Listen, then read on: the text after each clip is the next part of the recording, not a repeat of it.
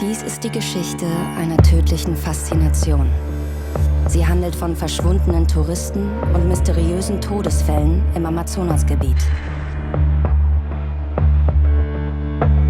Die Hauptfigur? Tatunka Nara. Tatunka heißt die Schlange vom großen Wasser. Wie so ein Rattenfänger von Hameln hat er seine Fans nach Brasilien locken können. Mit einer fantastischen Legende von einem unterirdischen Volk, kostbaren Schätzen und Nazi-U-Booten. Menschen auf der ganzen Welt sind fasziniert von dem selbsternannten Anführer. Tatunka will mit mir gehen. Dieses Wochenende geht es los. Aber was ist da draußen im Dschungel wirklich passiert? Ich suche zwischen den Bäumen nach dem Schatten, nach der Gestalt von Tatunka. Ich habe Angst. Einige kehren nie aus dem Regenwald zurück. Wir haben sofort gesehen, dass im Schädel ein riesen Einschussloch war. Der Hauptverdächtige bis heute auf freiem Fuß. Wenn Sie wirklich jemanden getötet hätten, wo würden Sie den Körper hintun? Vergraben. Die Ermittlungen in Hamburg laufen. Seit Jahrzehnten. Glaubst du, dass wir eine Chance haben, Tatunka zu treffen? Das beste die Möglichkeit. Und wir suchen ihn.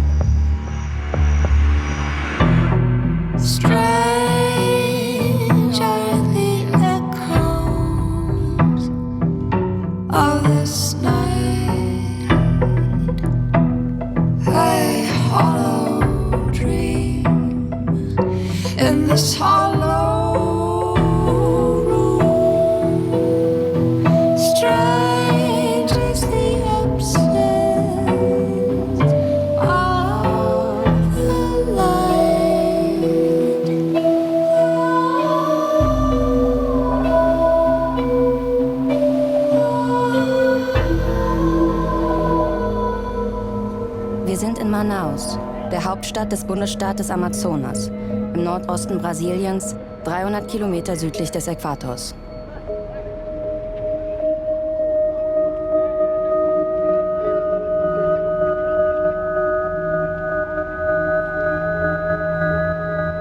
Hier starten wir. Auf unserer Reise begleitet uns die Hamburgerin Kirsten Neberg, die Tochter des bekannten deutschen Abenteurers Rüdiger Neberg. Vor uns liegt eine mehrtägige Flussfahrt auf dem Rio Negro. Wir sind mysteriösen Verbrechen und einem selbsternannten Stammesoberhaupt auf der Spur. Hola! Hola. Hola! Willkommen. Sie Hi. sind Kirsten, ne? Kirsten, ja. Ich bin Elmo. Elmo, sehr, sehr Ja. erfreut. Ich bin in Deutschland gewesen, aber ich habe ein bisschen Deutsch im Dschungel gelernt. Dann haben wir Ich uns spreche Dschungeldeutsch. Der brasilianische Guide Elmo führt seit 40 Jahren Touristen durch den Dschungel. Er kennt die Schönheit und die Gefahren des Regenwalds gut. Zuerst Hand hier. Ich werde mich bemühen, damit alles schön für euch klappt. Wir haben diese Reise monatelang vorbereitet. An Bord der Sousa Queiroz wollen wir den bösen Geschichten, die man sich über Tatunka Nara erzählt, ein großes Stück näher kommen. Mit dabei eine 10-köpfige Crew inklusive Sicherheitspersonal. Denn die Reise birgt Gefahren. Weit und breit nichts als tiefster Dschungel. Gefährliche Tiere, Piraten, illegale Goldgräber, Drogenschmuggler. Und am Ende wollen wir auch noch einen mutmaßlichen Mörder treffen. Diese Reise, für uns das Finale einer journalistischen Spurensuche, die uns Monate beschäftigt und weit über den Amazonas hinausgeführt hat. Und her. Fantastisch, ja, großartig. Wäre deine. Ja, perfekt. Allerbeste. Ja, ist wunderschön. Für Kirsten Neberg ist das hier eine ganz persönliche Auseinandersetzung mit der eigenen Familiengeschichte. Ich habe das Gefühl, das ist auch eine Reise in die Vergangenheit zu meinem Vater, um Licht in Geschehnisse zu bringen, wo immer noch ganz viele Fragezeichen irgendwie über dem Urwald hängen. Kirstens mittlerweile verstorbenen Vater, den bekannten Abenteurer Rüdiger Neberg, zieht es immer wieder auf spektakuläre Expeditionen. Er nimmt größte Strapazen auf sich, um tiefe Einblicke in die indigene Kultur Südamerikas zu bekommen.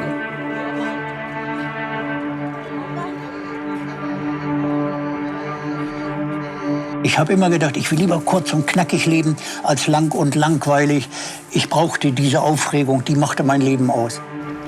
Im Frühjahr 2020 endet dieses aufregende Leben. Rüdiger Neberg stirbt zu Hause im Alter von 84 Jahren. Er hat mir Tagebücher hinterlassen und da habe ich eins von 1982, wo er Tatunka Nara das erste Mal begegnet ist.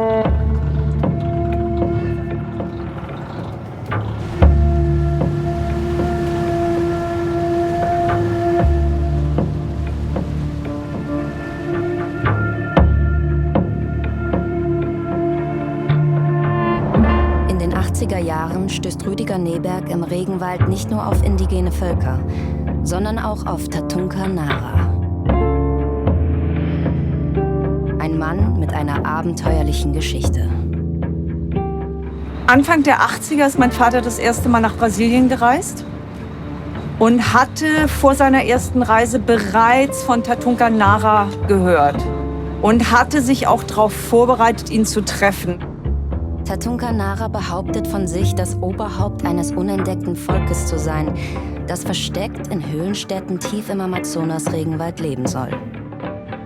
Seinerzeit war das so, als er dann 82 hier ankam, dass das Hotel Oasis, was den Schwiegereltern von Tatunka gehört, das erste Hotel war in Barcelos. Das war 6 Monate vorher eröffnet worden. Und mein Vater ist dort eingezogen sozusagen. In Barcelos, einer kleinen Stadt im Regenwald, treffen die beiden nun aufeinander. Tatunka Nara sagt, er habe sein Urwaldvolk hinter sich gelassen. Nun wohnt er hier mit Familie im Hotel der deutschen Schwiegereltern. Neberg interessiert sich nicht besonders für diesen Mann, widmet ihm nur ein kleines Kapitel in seinem Buch. Aus der flüchtigen Begegnung soll aber schon bald eine düstere Faszination werden, wie er eindrucksvoll festhält. Nie hätte ich geahnt, dass aus der ersten Begegnung mit Tatunka Nara im Jahr 1982 eine solch ungewöhnliche Geschichte erwachsen würde.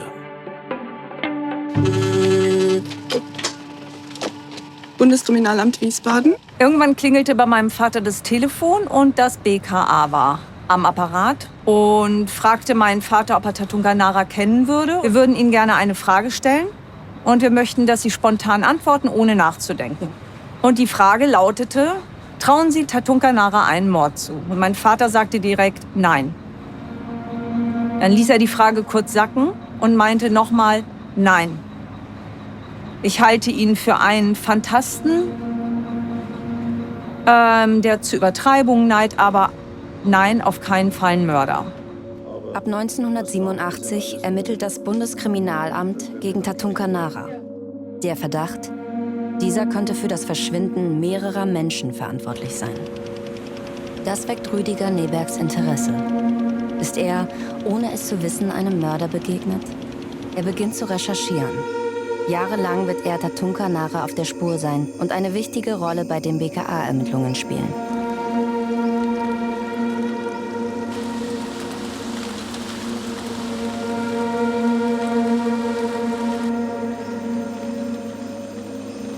Tatunka Nara soll auch heute noch in Freiheit leben, an einem abgelegenen Ort im Regenwald.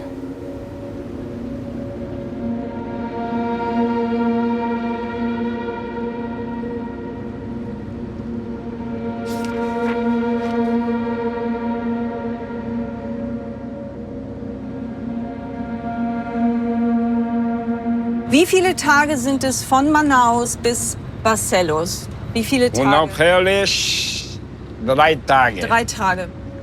Das Schiff verlässt Manaus flussaufwärts, Richtung Norden mit dem Ziel Barcelos. Glaubst du, dass wir eine Chance haben, Tatunka zu treffen? Das besteht die Möglichkeit. Ob er in Barcelos ist, das weiß ich nicht.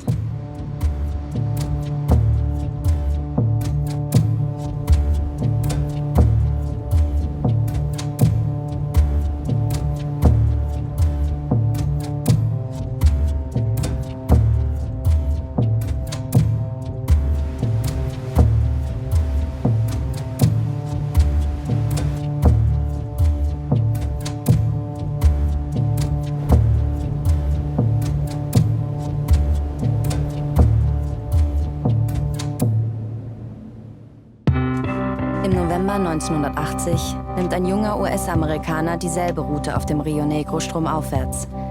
John Reed aus Kalifornien.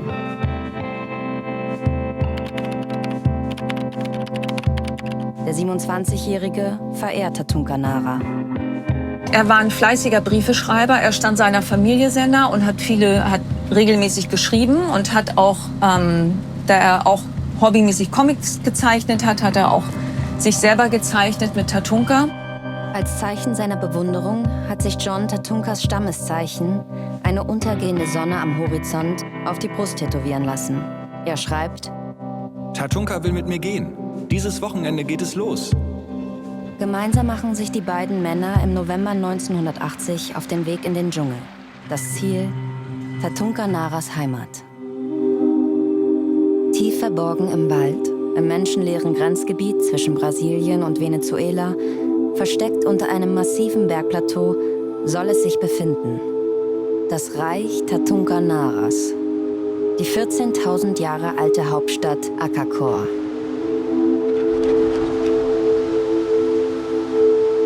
In riesigen Höhlen soll hier das Volk der Uga-Mongolala leben. Das bewache einen Schatz aus Gold und Edelstein, ein Geschenk von außerirdischen Besuchern. Vor 5000 Jahren war das Volk der Mongolala ziemlich am Ende, durch Kriege und Katastrophen geschwächt. Als die Götter zurückkehrten und ein neues Reich gründeten. Priester und Krieger sollen hier in prunkvollen Tempeln und Palästen residieren. Insgesamt 300 Millionen Uga-Mongolalas zähle sein Volk. Tunnel sollen die Hauptstadt Acacor mit der 1000 Kilometer entfernten, ebenfalls bislang unentdeckten Schwesterstadt Akahim verbinden. Gut 2 Wochen sind Tatunka und John nach Akahim unterwegs.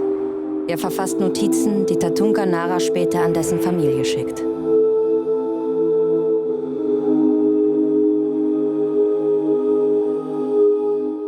Ich bin so aufgeregt. Tatunka mag mein Tattoo. Ich hoffe, ich sehe euch alle wieder irgendwann. In Liebe, Johnny. Aber wie hat John diesen Tatunka eigentlich kennengelernt? Über einen gemeinsamen Bekannten, Karl.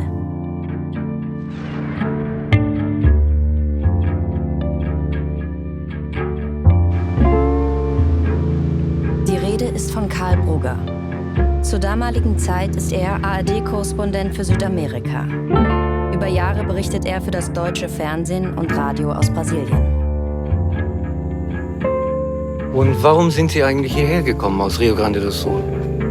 Karl Brugger macht die Legende populär und Tatunka Nara damit weltbekannt. Alles beginnt im Frühling 1972 mit einer Zufallsbegegnung im deutschen Generalkonsulat in Rio de Janeiro. Der Indianer spricht Deutsch, ein auffallend gutes Deutsch. Er erinnert kaum an einen Indianer. Er ist groß gewachsen, dunkelhaarig und von fast weißer Hautfarbe. Tatunka Nara erzählt in bestem Deutsch, er sei der Sohn einer entführten deutschen Nonne und dem Oberhaupt eines geheimen Dschungelvolkes. Die Reporteraugen leuchten. Dabei klingt die Geschichte eigentlich zu fantastisch, um wahr zu sein. Aber ist Tatunka Nara nur ein Märchenerzähler? Warum erklärt er sich so nachdrücklich bereit, einen Vertreter der Zivilisation in die Hauptstadt seines Volkes zu führen? Spurensuche in Bruggers deutscher Heimat.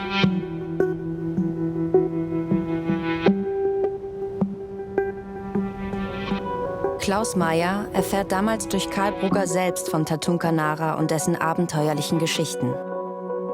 Er hat nicht von vornherein, sag mal, nur solche Geschichten gesucht. Da war er, glaube ich, ein zu ernsthafter Journalist. Aber als ihm wie auch immer er auf diese Geschichte gestoßen ist, hatte das für ihn natürlich schon den nötigen Sexappeal, das weiter zu verfolgen. Das ist erstmal die eigene Neugier, dass man vielleicht tatsächlich diese Geschichte glaubt. Und man will halt vielleicht auch berühmt werden dadurch, dass man den Beweis antritt und das wirklich entdeckt und ein Foto macht und Bilder macht oder Leute vorführt, die man da also dann vor die Kamera bringen kann. Im September 1972 brechen Karl Brugger und Tatunka Nara zu diesem sagenumwobenen Reich auf. Ein brasilianischer Kameramann dokumentiert als einziger die Reise. Seltene und beeindruckende Bilder entstehen. Die ersten Tage auf dem Amazonas verlaufen ganz anders als erwartet. Keine Moskitos, keine Wasserschlangen, keine Piranhas. Dafür endlose Wälder, ein stahlblauer Himmel. Eine drückende Hitze, die jede Bewegung erschwert. Wir fahren gemächlich den Fluss hinauf, umgeben von einer großen Monotonie. Tatunka hat recht, wenn er sagt, ein Tag auf dem Amazonas ist so viel wie nichts. Tatunka Nara bricht die Expedition vorzeitig ab. Der Weg sei zu beschwerlich, das Wetter zu schlecht. Tatunkas Reich bekommt Karl Brugger nicht zu sehen. Aber die Legende ist so detailreich, so besonders, dass sie ihn nicht mehr loslassen will. 1976, 4 Jahre nach der schicksalhaften Begegnung, bringt er ein Buch heraus. Aufbruch der Götter, die Chronik von Akakor. Ohne echte Belege schreibt Karl Brugger von archäologischen Wundern, göttlichen Gesetzen, unterirdischen Wohnstätten und einem geheimnisvollen Volk mit Altvätern. Das Buch, ein Mix aus Pseudowissenschaft und Esoterik, passt perfekt zum damaligen Zeitgeist. Die 70er Jahre, die Ära nach der Mondlandung. Wissenschaft und Technik schreiten schnell voran. Unentdeckte Welten erforschen, endlich möglich. Das Weltall, Forschungslabor unseres Jahrhunderts.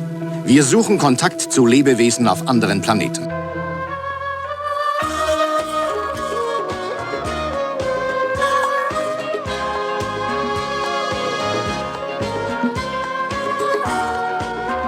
Hat es das alles schon einmal gegeben?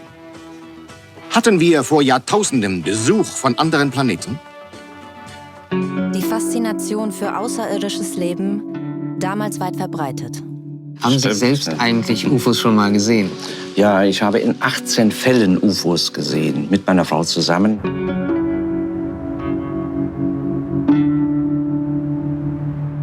Also ich bin Wolfgang Siebenhaar, interessiere mich schon seit frühester Jugend für Rätsel der Vergangenheit, insbesondere Südamerika und für die Präastronautik. Präastronautik kombiniert Archäologie mit Ufologie. Die in den 70er Jahren populäre, aber höchst umstrittene Parawissenschaft beruht auf der Idee, dass außerirdische Wesen in der Frühzeit Spuren hinterlassen haben, in Bauwerken wie Pyramiden und Maya-Bauten.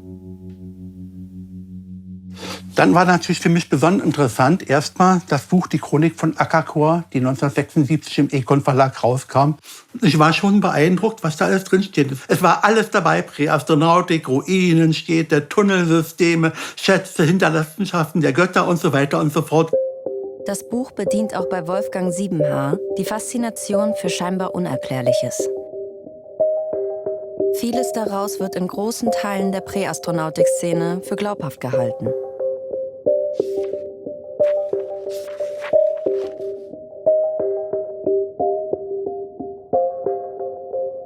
Das war schon faszinierend. Das war nicht nur für mich faszinierend, für viele faszinierend. Ja. Endlich mal ein Beweis für Ruinenstädte und Hinterlassenschaften von Außerirdischen zu finden. Das wäre schon eine tolle Sache. Auch jenseits dieser Parawissenschaft begeistert man sich in dieser Zeit für Ruinenstädte im fernen Südamerika. Erst Mitte der 60er Jahre wird eine antike Inka-Stadt in Peru unweit von Machu Picchu entdeckt. Tatunka Naras Erzählungen fallen auf fruchtbarem Boden. Und der setzt gleich die nächste Sensation in die Welt. Er behauptet, zu Beginn des Zweiten Weltkrieges seien 2000 deutsche Soldaten in U-Booten in der Höhlenstadt Akahin gestrandet. Bis heute sollen in der unterirdischen Geheimstadt im Urwald Nachfahren dieser Soldaten leben.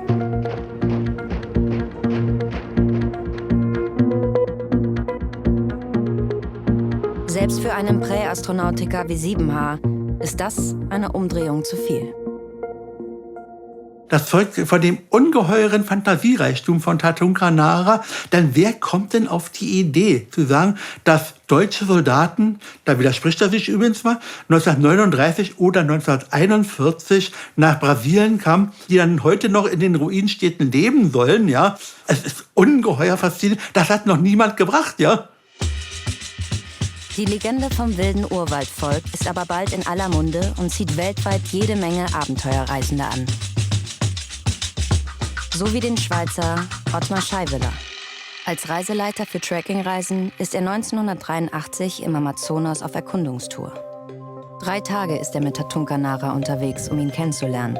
Die beiden sollen künftig zusammenarbeiten.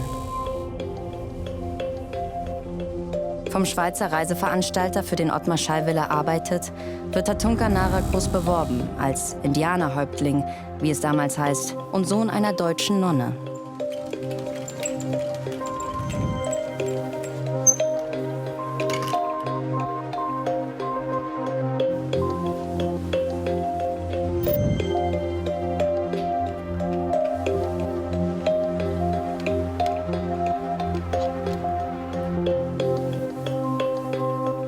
Das hat er selten getragen.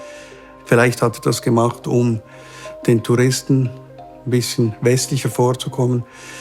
Bei uns war er immer mit nacktem Oberkörper und mit seinem Zeichen, das er auf der Brust hatte. Das hat dann natürlich schon noch so etwas Indiohaftes abgegeben, nicht? Ich habe ihn ab und zu gefragt, damals, als ich allein war, was denn zum Beispiel in seiner Sprache irgendwie etwas heißt. Und dann hat er immer gezögert und hat manchmal wieder etwas anderes gesagt, nicht irgendwie eine Fantasiesprache entwickelt. Auch eine ARD-Dokumentation zeigt diese seltene und fragwürdige Darbietung eindrucksvoll. Das heißt, grüß Gott, wie geht's euch zum Beispiel? Was gibt's? Man grüßt nicht in der Indianersprache. Ja, oder doch kein Wort auf Wiedersehen. Wie geht's? Wie geht es dir? Irgend sowas muss es doch geben. Wie geht's dir, Mamuarike? Also, was machst du oder so? Nicht? Warst du beim Jagen? Ja. Paluli Mabuake. Ich habe da sein Haus kennengelernt und seine Schwiegereltern, die da das kleine Hotel führten. Und habe gefragt, ob ich mal sein Zimmer sehen könne und so. Und die Schwiegereltern und seine Frau haben mich da herumgeführt. Und das ganze Zimmer war voller Bücher, zumeist Literatur von Erich von Däniken. Und da wusste ich, woher er diese Ideen hatte von Akahim und so weiter, von der er schon erzählt hat, nicht? Und da wusste ich, der fantasiert da ähnlich wie Erich von Däniken selbst, nicht? Erich von Däniken. In den 1960er Jahren ist er es, der die kontroverse neue Lehre der Präastronautik mitbegründet.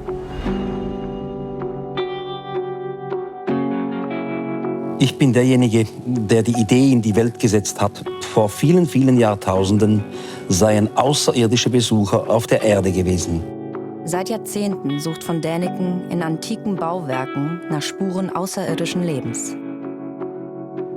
Bis heute.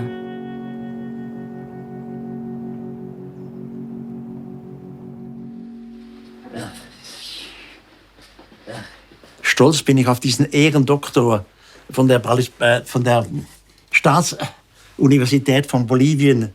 Und damit man eben nicht auf die Idee kommt, ach, der Däniken hat den gekauft, hat das Erziehungsministerium von Bolivien und die deutsche Botschaft und weiß ich was, haben das bestätigt. In den 70er Jahren wird von Däniken zum gefragten Bestsellerautor. Und wir haben hier über 100.000 Dias gespeichert. Und Dokumente, die sind inzwischen alle digitalisiert. Seine Bücher werden in 32 Sprachen übersetzt. Die etablierte Wissenschaft kritisiert all das als Pseudolehre. Tatunka Naras Legende passt auffallend gut zu von Dänikens schillernden Theorien. Und Tatunka Nara verspricht sogar noch mehr. Die heiß begehrten Alien-Artefakte. Da behauptet einer, in Brasilien gäbe es einen Ort namens Akakor und da wären Gegenstände von Außerirdischen. Und ich bin der Typ, der nach außerirdischen Beweisen sucht seit Jahrzehnten und hab keine. Ich kann zwar beweisen, anders, Indizien, aber einen objektiven Beweis habe ich nicht. Und jetzt kommt jemand und sagt mir, Erich, da gibt's Beweise.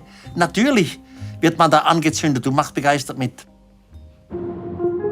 Im Sommer 1977 wittert Erich von Däniken die große Sensation und trifft in Rio de Janeiro Tatunka Nara. Es soll auf Expedition gehen. Die Mission: Alien-Artefakte aus Gold und Edelstein finden in der versunkenen Amazonasstadt. Was klingt wie der Stoff eines Abenteuer-Blockbusters, wird einer. Jahrzehnte später lässt sich Hollywood von dieser abenteuerlichen Geschichte inspirieren.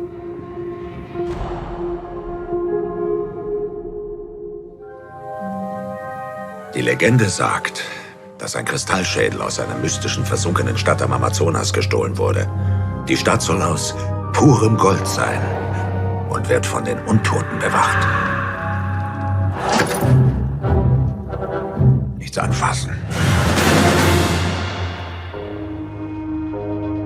Im Juli 1984 steht Ottmar Scheiwellers erste Expedition mit einer Schweizer Reisegruppe und Tatunka Nara an.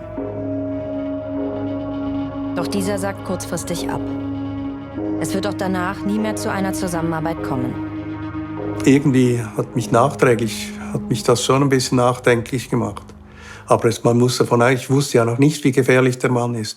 Obwohl alle Leute, die ich kennengelernt habe da unten zu dieser Zeit, die haben mich alle gewarnt vor ihm und gesagt, oh, ich weiß nicht, ob das eine gute Idee ist, mit ihm als Reiseleiter unterwegs zu sein. Es war noch keine Idee von einem Verbrechen oder so. Ich dachte einfach, er sei ein bisschen ein Phantast und ein guter Lügner oder so, nicht? Über 10 Jahre zuvor, 1972, ist Karl Brugger mit Tatunka Nara im Regenwald unterwegs. Die letzten Kilometer bis zum Wasserfall werden zum Albtraum. Das Flussbett verengt sich. Die Vögel, die uns tagelang begleitet haben, sind plötzlich verschwunden. Die Einsamkeit ist total. Plötzlich lässt Tatunka Nara den Reporter für Stunden allein im Urwald zurück.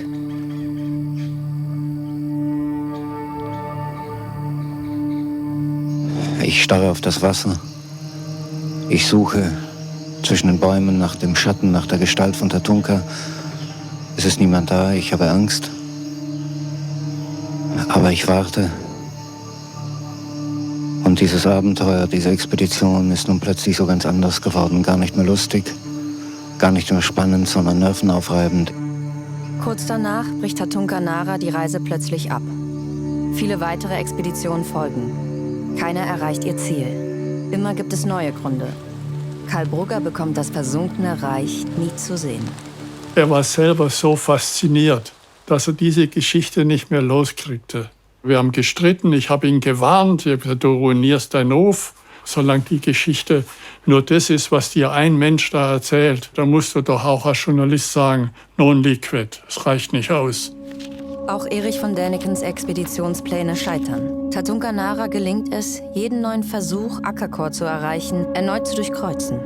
Mit immer neuen Ausflüchten. Tatunka hat mir erzählt, er brauche Geld, weil eine Expedition dauert 3, vielleicht auch 4 Wochen, ist mühsam, braucht viel Leute, viel Treibstoff. Und ich habe dem das geglaubt, habe gesagt, der lebt ja da, der ist ja da oben, der weiß ja, wie es geht und habe dauernd bezahlt. Ich schätze 8.000 bis 10.000 Franken bin ich auf die Art und Weise losgeworden. Alles eigentlich Lug und Betrug, man hat mich reingelegt. So deutlich die Warnzeichen sind, die Legende ist größer. Karl Bruggers Buch wird über die Jahre ein großer Erfolg, in viele Sprachen übersetzt und zum internationalen Bestseller. Mit diesem Buch legt Karl Brugger den Grundstein für den Mythos Tatunka Nara, ohne zu ahnen, welche blutige Spur dies nach sich ziehen wird.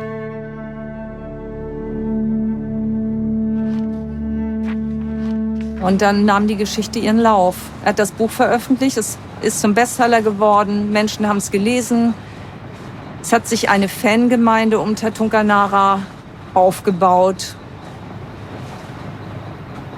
Und als Touristenguide waren die ein leichtes Opfer. Wie so viele vor ihm liest der US-Amerikaner John Reed die Chronik von Akakor und ist von da an besessen von Tatunka Naras Legende. Gemeinsam gehen die Männer auf Expedition. Im Dezember 1980 schreibt er: Liebe Familie, ich glaube mehr denn je an Tatunkas Ehrlichkeit und seine guten Absichten. Macht ihm keine Schwierigkeiten. Er ist mein Freund. Ich komme wahrscheinlich im Frühling zurück.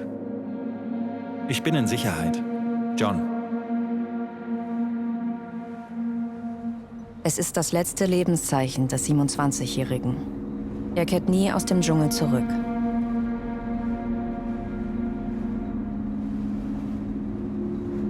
Zuletzt gesehen wird er mit Tatunka Nara auf einem Kanu am Rio Padaori im Dezember 1980. Tatunka Nara behauptet, John Reed sei ohne ihn weitergezogen und wohl von einem indigenen Stamm angegriffen und getötet worden. John Reed hat natürlich, will ich sagen, die Situation ganz falsch beurteilt. Man hat damit Missverständnisse heraufbeschworen, die selbst John Reed das Leben gekostet haben. Rüdiger Neberg kommt aufgrund seiner Nachforschungen zu einem anderen Urteil. Die Schlussfolgerung von meinem Vater ist, dass Tatunka John Reed umgebracht hat. Er sollte der erste Weiße sein, der etwas ganz Besonderes zu sehen bekommt, was noch nie jemand zu sehen bekommen hat. Da Tatunka das aber nicht liefern konnte, hat er ihn umgebracht.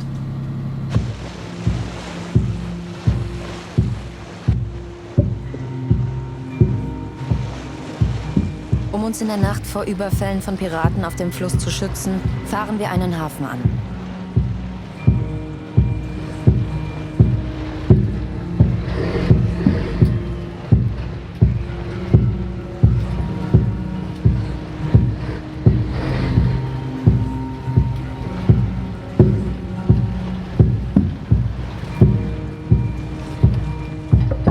Zeit für einen Abstecher in das Dorf. Hier sind wir in Nova-Edaun.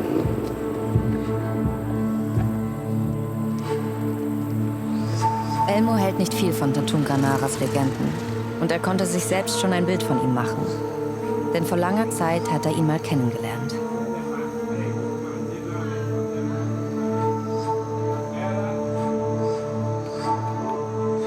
Gut. In den 80er Jahren. So, er hat mich eingeladen, um sein Boot zu besuchen. Hältst du ihn für gefährlich? Na, immer noch da. Er lebt da. Nicht so gefährlich. Wir suchen nach ihm. Wo er bleibt, wo er ist, das weiß ich nicht. Aber ich glaube, wenn er lebt noch, ist immer noch in Barcelos.